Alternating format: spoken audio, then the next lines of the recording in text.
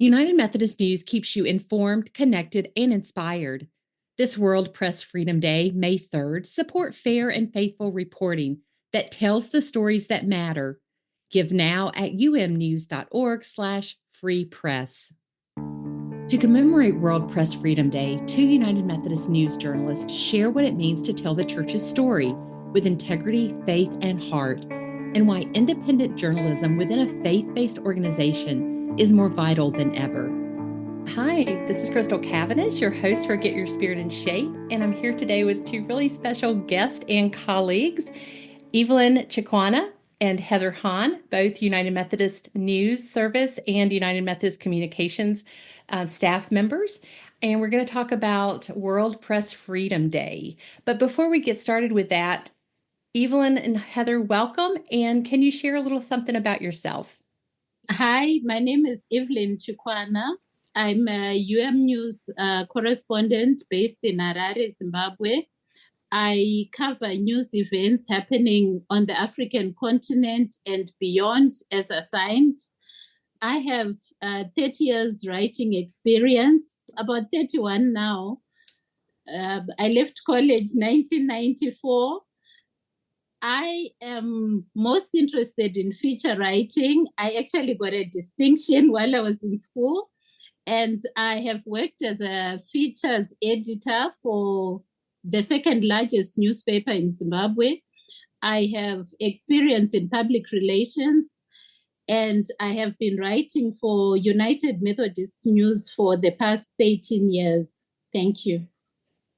Evelyn, thank you. And I didn't realize your background. Oh my goodness, how really privileged we are to have someone with all of your experience writing on behalf of the United Methodist Church. So thank you for being a part of that, really our important ministry in that way. Heather, can you please share something about yourself, please? So like Evelyn, I have experience in working for newspapers. In fact, that was my first love. I have more than 25 years experience in journalism. And again, like her, I did this since college. And now I have been at News for 15 years. But prior to that, I was working with covering religion across the country. So that's what I did before this. And now I focus on the United Methodist Church. Thanks for letting me share. Well, thank you, Heather. And I go to a lot of events on behalf of United Methodist Communications, and there's kind of a Heather Hahn fan club out there. I'm just going to be honest. I'm always hearing, "Do you work with Heather Hahn?" And, and I think it's because Heather has done such a great job of covering the church for 15 years now, and both of you with such integrity. And that's part of our conversation today as we talk about World Press Freedom Day. This podcast is coming out on May 2nd. The day before World Press Freedom Day. And for people who don't know, it is a day that's commemorated by the United Nations. And it's meant to observe the fundamental principles of press freedom around the world. And, really to lift up what journalists are contributing to defending the freedom of speech, our access to information, and the independence of the media. And honestly, we're in a space, not just in the United States, but in the whole world where those freedoms are under attack. And so more than ever, we really appreciate the work that you both are doing. And I want to talk about that work because as journalists, can you kind of talk about the importance of World Press Freedom Day? What does that personally mean for you? I'll start, I guess. Anyhow, this is Heather, and I looked it up yesterday, and it started in 1993 is when the United Nations developed this day and announced this day. And think about the world of 1993. We were coming out of apartheid, South Africa. We were coming out of, I think probably for the UN, even more significantly, was the end of the Cold War and the dissolution of the Soviet Union with the development of all these other countries and the fall of the Iron Curtain. So it was a time of hopefulness, but also a time when we thought we were getting closer and shared values as a planet. And I mean, really, as all these countries. And heck, Star Trek: The Next Generation was still on the air. I know because I watched it with my family each Sunday. Anyhow, so it was this time of saying this is something we value as a world, and all these different nations value. And I think since that time, unfortunately, while there have been definitely some moments of peace and some moments of war, we're definitely seeing a time of war right now, and also a time of when, as you mentioned, freedoms are being constricted. And the press is part of holding governments account. It's part of, frankly, holding all leaders to account. And, it's important that we still have this, even in this particularly difficult time. So that's my take. Thank you, Heather. Evelyn, you come at it with a really different lens on the continent of Africa. So many countries, so many governments. And can you share what World Press Freedom Day means to you? I think Press Freedom Day is very important because it reminds government that the fourth estate of the realm has to have its independence so that the media can hold authorities accountable for whatever that they will be doing. And when the press is free and they report exactly as what is on the ground, it gives people a wider range of perspectives. For example, in my country, in Zimbabwe, we know that when you get hold of the government newspaper, the front page is stories about the president and the first lady. And because the back page is sport, sometimes you also have government events related to sport on the back page. But then when you have an independent media, it means people have access to more objective information, not just a government mouthpiece, but someone who's independent and, can share a wider range of views and share their own objective opinion of what's happening on the ground. Because we know my husband works for the Herald, which is the biggest government publication. And sometimes I laugh at him and I say, look, page 1, we have the president. Page 2, we have the first lady. And those pages are dedicated to whatever they are doing. Even if we may think they are menial, but because they are in authority and the newspaper is theirs, I believe journalists at that publication don't have much independence. I would take you back to 2005 when I worked for the second largest newspaper in Zimbabwe. There was a lot of politicking and a lot of campaigning. And it got so bad that the Minister of Information would actually say, I need to see all page 1 and page 2 stories before you publish, even if you are in a different city. So we would send the stories to him. And if there was a meeting for the ruling party and it was poorly attended, he would say, you must write that there were 20,000 people who attended this meeting. And you will be knowing that the capacity for that stadium is 10,000. So in the end, I opted to leave because I had to protect my integrity. I didn't have that independence. So I've been there. I know what it's like. And for you to link your name to something which is not factual, it also kind of destroys the reputation that you have built. Because the other thing which happened was there was a meeting which was poorly attended. And then they said, can the photographer go into the library and pull out an old photo which you use on page 1 and say, this is the meeting which was held on Sunday, which was well attended. So that photo was taken out. It was approved for publication. And unfortunately, one of the people who was in that photo had died like 2 years ago. So their relatives came to the office demanding to see the editor to say, how can you say this meeting was held 2 days ago when a relative died a few years back? And, when you're operating in such an environment, that's when you realize it's important that you have the freedom to write as objectively as you can so that people get the correct picture of exactly what's going on. Thank you. Wow, that's not a surprising story. It's still shocking, but not surprising.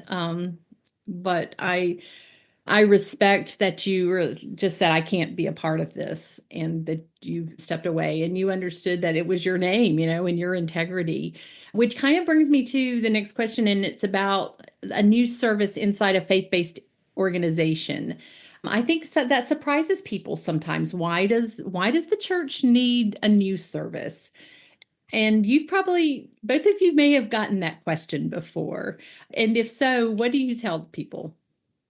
Well, I did actually, if it's okay, Crystal, I'm going to go a little orthogonal to your question because I wanted to sort of share this, why we're different than what you've seen, what Evelyn was talking about in her experience in Zimbabwe.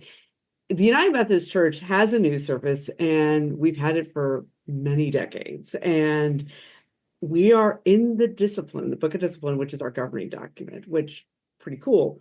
And this is what it says. The United Methodist Communications shall, via United Methodist News, be the official news agency for the United Methodist Church, serving as a source of comprehensive and in-depth global news and information about the denomination to both the church and the world. In discharging its responsibilities, it shall operate with editorial freedom as an independent news bureau, demonstrating openness and transparency. It may also promote awareness of journalism as a church ministry and its importance to informing the denomination. Well, we've got the Bible on our side when it says, you shall know the truth, and the truth shall set you free. We are, in our own way, part of sharing the gospel. And unfortunately, that doesn't, obviously, we want to share the good news of Christ, but we also have to sometimes share the bad news of human failing or, bad things happening like storms and disaster. But that's a part of our job as church. We're there to cover meetings that, frankly, most people can't attend because why would they? We have a strong open meetings law in our church, but that being said, most people have other things to do, and that's okay. So we cover a lot of these big church meetings. We cover a lot of church events that were there. We read documents that you might not have the time to read, and we try to summarize it and as concisely and as obviously accurately, but also as compellingly as possible, so you can see why it matters to you. Why does it matter? Well, the United Methodist Church is influential, both in the US and around the globe. And so following what we do matters from a national and global perspective. I'm obviously speaking as an American. And it matters that so much so that people actually cover us in the secular media. And frankly, they come to us at News. We have a whole public relations department, please understand. But we get a lot of questions from journalists, some of whom we've known in our previous lives as in the secular press, and they will come and ask us questions sort of like, hey, what do you think is going to be important here? Like particularly a general conference, and we can kind of tell them what's going, and we can send them our stories, and that can help them shape their coverage. So in that sense, we do communicate, and and also, frankly, both Evelyn and frankly, all of us at News have had our stories picked up by secular press. And Mike DeBose, who is not part of this conversation, but is our amazing longtime photographer, his photos get used all over the world. And if you see something United Methodist, it'll probably have Mike DeBose's name on it, or maybe Paul Jeffrey or Kathleen Berry. But, Mike has been doing this for a very long time, so his name is seen quite often. So anyhow, I hope that's helpful. Absolutely. Thank you. Evelyn, do you have something you'd like to add to that? I wanted to say it's important for a faith-based organization to have a news service because this is where we can tell the stories of what is happening in the church. And by telling, we inspire other congregations, other people across the globe who may be having the same challenges, may learn how a different congregation has overcome. It's also a platform for sharing stories which raise hope, people's faith. And, it's generally a platform for spreading love. That's what I think. That's such a great point. And I'll tell you, because we are a worldwide denomination, I think sometimes, and I'm United Methodist, a lifelong United Methodist, and I know what's happening in my congregation. I sometimes know what's happening in my district or in my annual conference, but my ability to know what's happening beyond those perimeters is somewhat limited. And I think it's important. I mean, I've asked you the question, but I'm kind of answering, it myself, but it's important that I, as a United Methodist, in my local congregation, know that there are United Methodist in other parts of the world and the ministries that they're doing or the challenges that they're facing. And it really puts it puts faces to the word worldwide for me. I know that presents challenges. Having writing for a worldwide audience probably presents challenges. Can you talk about that? Or maybe it doesn't, but I would think it would. Well, just so we're clear, I do want to make, because this comes up sometimes, why don't you do that? Why don't you do that? And I'm like, we do try to do as much as we can, but we are a small staff. Evelyn, let's talk about your context, your audience. It has to be a different approach, I'm sure, from what the work that Heather's doing. The continent of Africa is so much larger than the U.S., and I know that Heather often covers meetings in other parts of the world too. But talk about how do you decide what are we covering? How are we covering this when you've got so many? My United Methodist Church has a large presence on the continent of Africa. It also has some conflict right now. And tell me, kind of talk with us about what your days are like and how the stories that you're covering.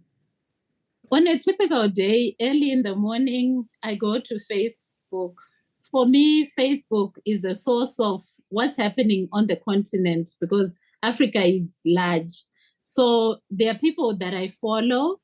I follow the bishop in Nigeria. I follow communicators in Nigeria. What are they posting this morning? Like, for example, today, I see there was an attack on one of our churches and some people died.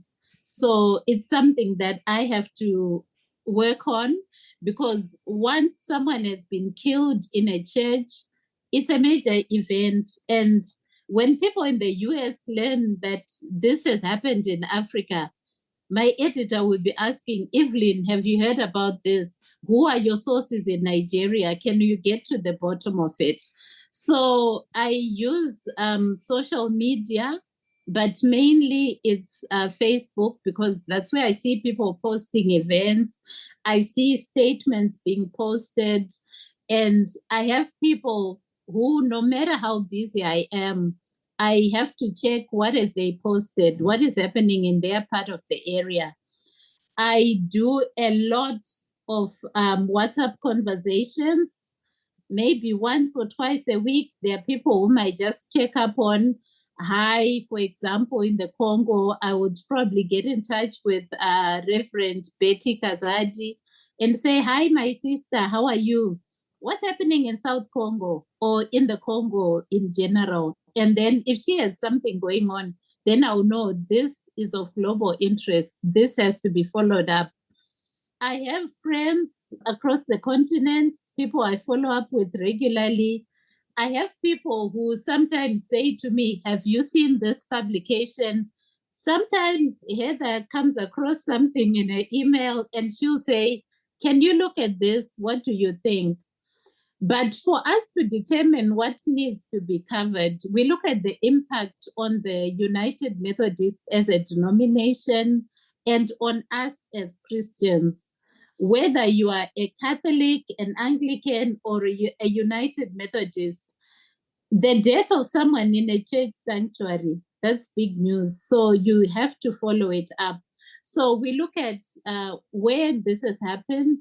What is the impact on the congregation? What does it mean for the denomination? And then from there, you can determine whether Crystal in North Carolina would like to read it because conflict is a huge it draws people's attention. People want to know what exactly is going on. How is it that people are going to a church and they are armed with axes and all sorts of weapons when they should just be carrying a Bible and a hymn book and maybe a phone? So those are the kind of things that I do. So most of my stories, I draw them from social media, I draw them from conversations. And when you have been in the game for a long time and people trust you, they can say to you, Evelyn, this has happened, but I'm not the correct person to give you the information. And then I'll follow up on those leads.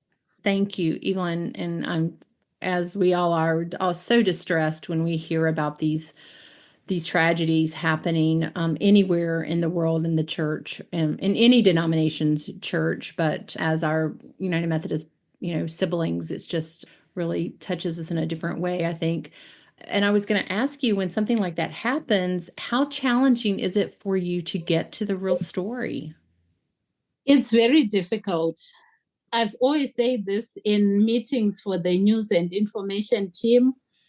If people are killed, say on a Sunday, and you hear about it in the evening, and Monday you start looking for the information. For example, in Nigeria, I've a lot of sources because last year I was fortunate enough to travel to Nigeria I was scheduled to be there for like 5 days.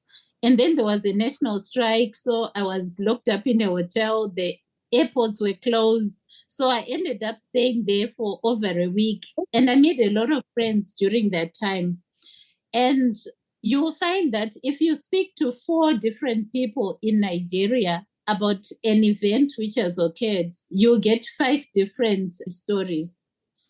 So I take my time. I know sometimes people will be anxious for the story to go out. But like I mentioned earlier, it's also about my integrity. I have a name to protect. I've come far. So I don't want my name to be associated with something which is not true or which has been exaggerated. And you'll find that because we have a new denomination which emerged and some members left, there's a lot of inflammatory comments going on, and you have to find a position which leaves everyone in a better space. You don't want to inflame an already inflamed situation. You don't want things to go out of proportion because you have published and you have worsened the situation on the ground. So it is difficult, it's challenging. I recently wrote something about property disputes in Nigeria and Liberia because they are like in the same central conference and they have the same kind of events which are happening with a new denomination trying to take over United Methodist properties. But for me to work on that story and get it published, I think it took like 3 weeks trying to really get to the bottom of whatever is happening. If someone says, my name is John, you have to confirm with 3 other people that this person's name is really John. Because if you just say, I spoke with John, you wake up tomorrow and this John doesn't exist. So it's difficult. You need to get the facts and verify and double check so that I protect not only my name, but the name of the agency. Let's take a short break from our conversation with Evelyn and Heather to tell you about a new book from Cokesbury. If your daily routine could use a little more love and positivity, On Love by Paul and Janet Chilcote is for you. In the book, they draw on their rich life experiences to share relatable stories and simple practices. Thoughtfully designed, each practice will inspire positive ripples of change with small intentional shifts. The book reads like a heart-to-heart talk with trusted friends who understand life's complexities. The Chilcotes meet you exactly where you are and invite you to discover how love transforms everything it touches. No special training is required, just 20 simple ways to bring more love into your life and our world, starting with your next interaction. Visit cokesbury.com/on-love to order your copy and discover how small steps can lead to more love in your life and the world. Now back to our conversation. Wow, it sounds so just very tedious and so many details. One of the theme I think for World Press Freedom Day 2025 is how is artificial intelligence impacting the press? And I kind of want to open that up a little more and just say, how has technology impacted how you do your job? And I hear you, Evelyn, talking about how Facebook is a source of leads for you and maybe even some fact checking. But are there other ways? Heather, I'll let you to kind of talk about that from your perspective. How has technology across the last 15 years impacted the way you cover stories for News? So let's never forget, technology is a tool and it shouldn't replace humans. They're tools for humans to use.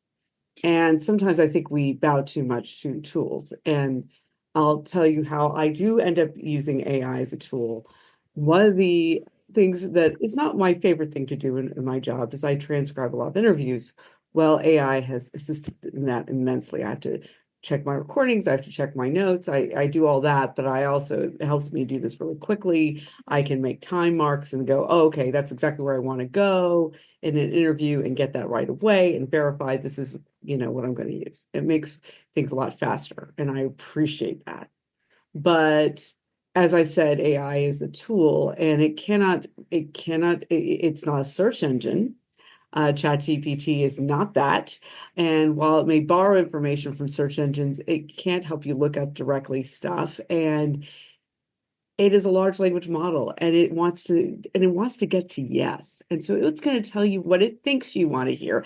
And even saying the word think is probably a misnomer. It's not thinking at all. It's just trying to get a positive response because that's what it's programmed to do. It's not data. It's not even C3PO. And it has a lot of slop and a lot of, frankly, incorrect information if you're looking at it. And so you have to always verify. And honestly and truly, I find using those, your large language models, not that helpful. I find stuff like transcription, which again, you also always have to verify because what they think they're hearing, what a computer program, it's a lot better than it used to be. And you can get it. You can do translation work with AI, which can be good, but even some of that's not that great. Go DeepL if you want to do Korean to English. Don't use Google Translate. My colleague Tom Kim would want me to know. The other challenge about AI, which is no small thing in my book, is that it takes a lot of energy to do it. So if you care about reducing our carbon footprint, which we as a denomination have made a commitment to do, I do want to try to use this stuff sparingly. Even the transcription stuff I like so much, I try to use sparingly. So, for all the conversation, my biggest concern with AI right now is that people are trying to attribute to it powers it does not have. And we have these things called slop, I think is the term of art people are now using to describe, the sort of nonsense that we're seeing, these nonsense images. And I'll give a good example of an image that came up not that long ago. A colleague stumbled across an image that purported to be an advent calendar, except that the days of the week had more than multiple December 9ths, nonsense like that. So, I mean, and it was supposed to be an AI generated image. It was nonsense. And so I would just be very cautious about it. Will it someday develop? Is this, are we on the cusp of something amazing? Will I become obsolete? That's possible, but at this point, I don't think we're anywhere near that. And I think the biggest mistake we have is people thinking that this stuff can do what you really do need humans to do. So thank you. Thank you, Heather. Evelyn, how have you seen technology either maybe how has it assisted you and maybe what are some cautionary words? I think Heather has said all there is to say about AI. Personally, when I search something and it says AI, I get put off because it doesn't have a human face. And for my particular audience in Africa, I think we are a bit behind. People want that personal touch. So AI doesn't give me that. But I wanted to say that technology has helped because, for example, when we have election of bishops, we have a spreadsheet which we use as News, and that spreadsheet is updated with each ballot. So someone in Cote d'Ivoire, someone in Canada, in the Philippines, they can actually see that we are now on the fourth ballot and the votes are like this. And this is like instantly, the minute I put on those figures, whoever is across the globe can just follow up. So for me, that is a plus. And last year, when we were at General Conference, I was blessed to sit next to Steve Adair, and he was doing X, formerly Twitter, and he was doing this post like, as things happened, Steve was posting, and I was just sitting there marveling at how people at home could actually follow. You know, they were not in North Carolina. Some of them don't even know where the US is. But the minute they have access to an internet connection, they could actually follow what Steve was posting. And that for me was a marvel. I loved that. So technology has helped us to reach our audiences faster where there's need. We don't want people to wait until the huge story has been written. Maybe it will take 2 to 3 days verifying facts, but they can get results instantly to know so and so has been elected a bishop in this episcopal area. So for me, that's a plus. Can I share a cool story from this? You know, that Evelyn sort of piggyback on her? Sure. Okay.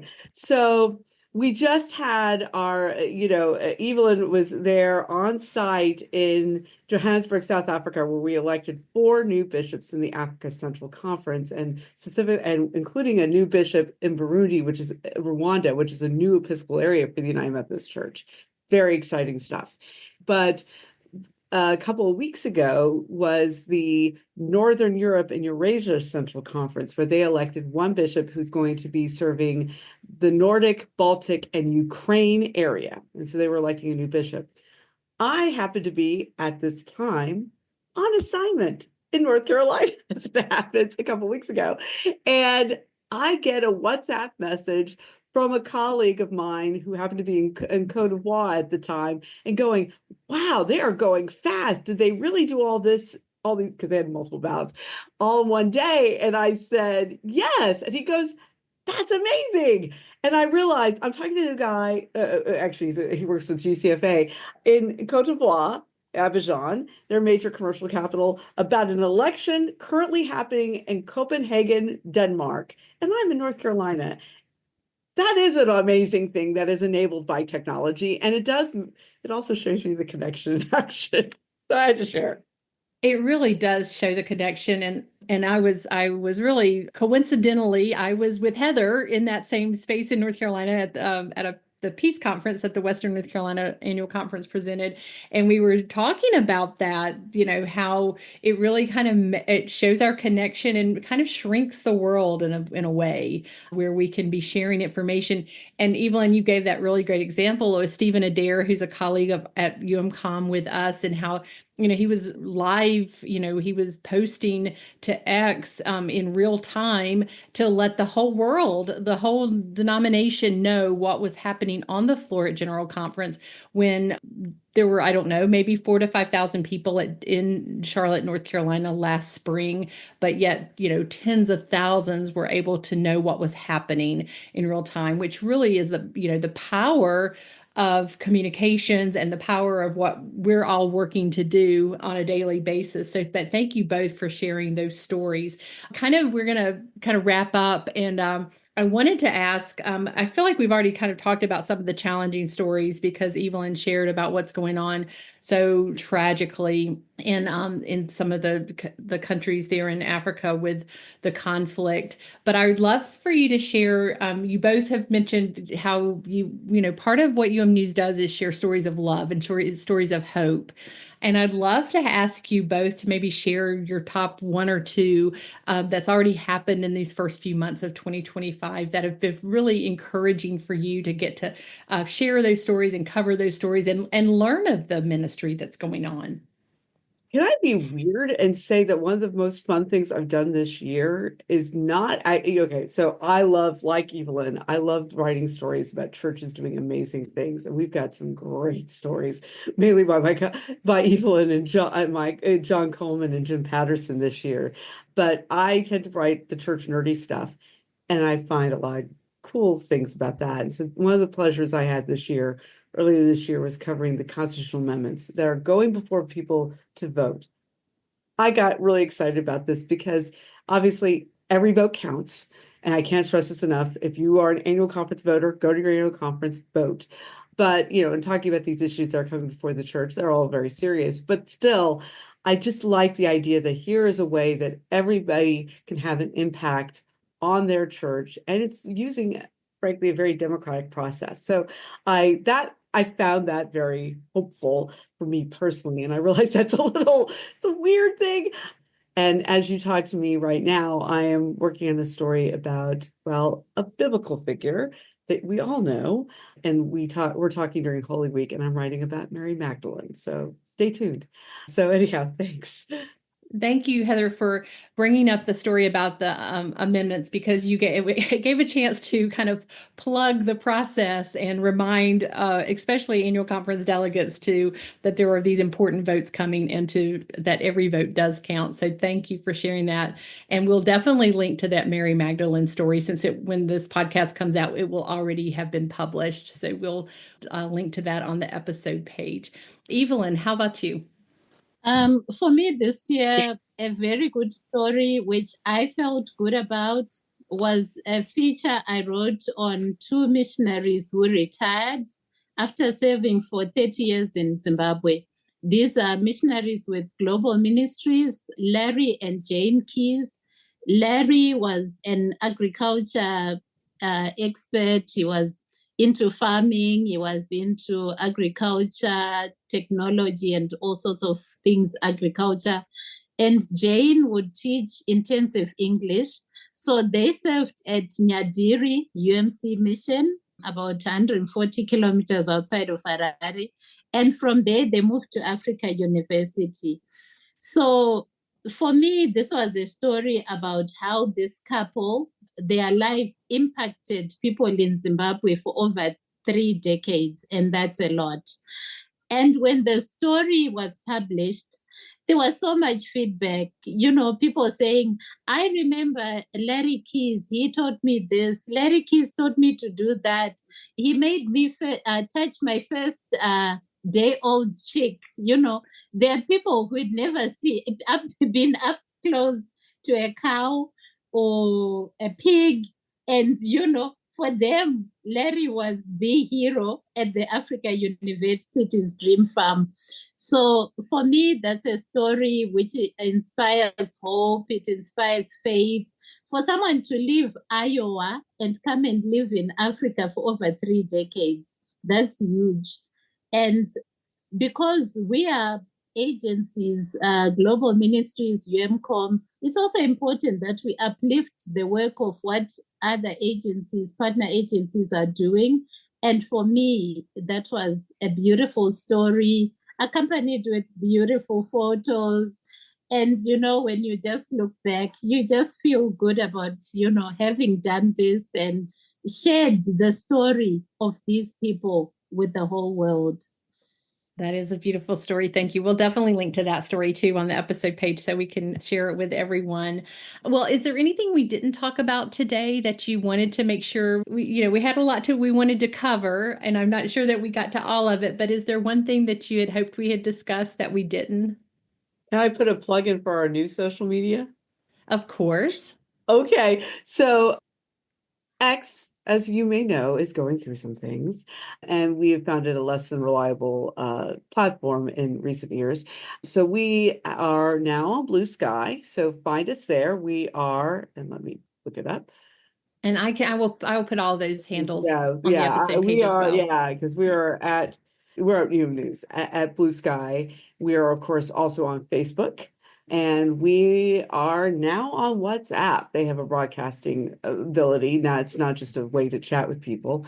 And stay tuned. I think we will probably be on Threads in a couple weeks. And that will involve us also being on Instagram, which is why it's taking a little bit of a while.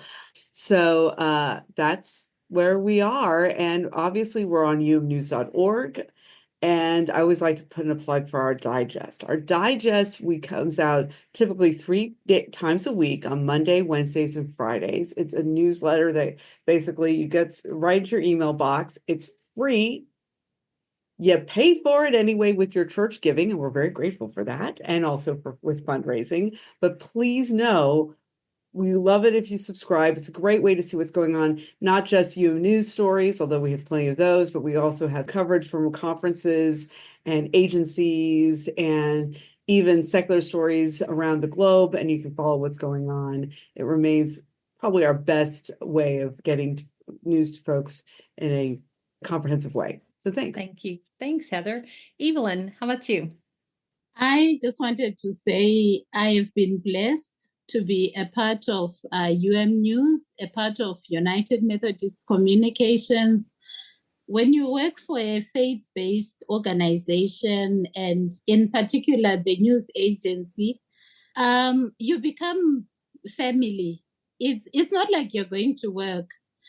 I know that whenever I travel to hotspots or if I'm working on something difficult, the whole team is praying for me. And that is very important. That is key.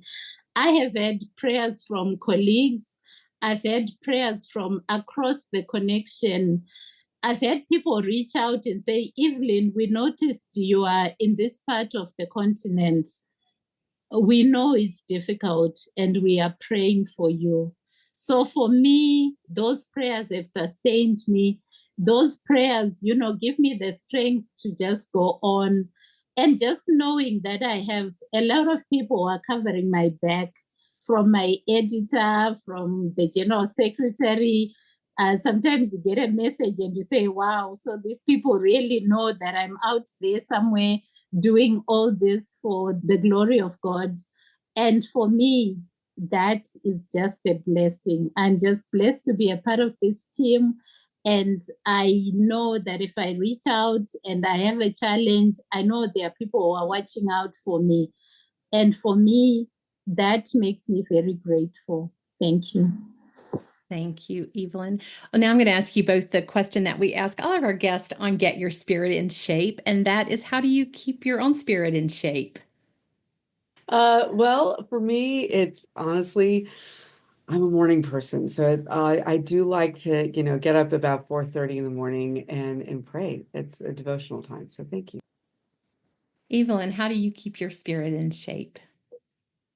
In this part of the world, we believe in getting out of the comfort zone. We believe in prayer, but praying at that time when, you are really warm and, you can't get out of bed or get down on your knees. So in the past, I used to have an alarm for 12 midnight for my prayers. And as time went on, it's just something which happens. I'm up at 12, I pray for the day ahead. I pray for the week ahead. I pray for assignments which I had.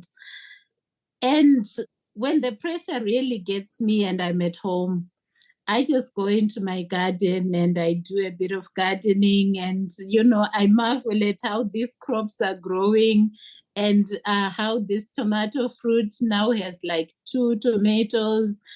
And that, kind of keeps me afloat. I love that. I love that both of you are kind of starting your day, or Evelyn, I'll be honest, it sounds like in the middle of your night that you're going to God and having time together. So thank you both for being a guest on Get Your Spirit in Shape, and thank you for your dedication to this really important work, which I can tell it's a ministry for both of you. And I'm really honored to be your colleague alongside you in United Methodist Communications, and appreciate you being a guest here. That was Evelyn Chiquana and Heather Hahn discussing their roles as journalists for United Methodist News. To learn more, go to umc.org/podcast and look for this episode, where you'll find helpful links and a transcript of our conversation. If you have questions or comments, feel free to email me at a special email address just for Get Your Spirit in Shape listeners, gysis@umcom.org. If you enjoyed today's episode, we invite you to leave a review on the platform where you get your podcast. Thank you for being a Get Your Spirit in Shape listener. I'm Crystal Cavanis, and I look forward to the next time that we're together.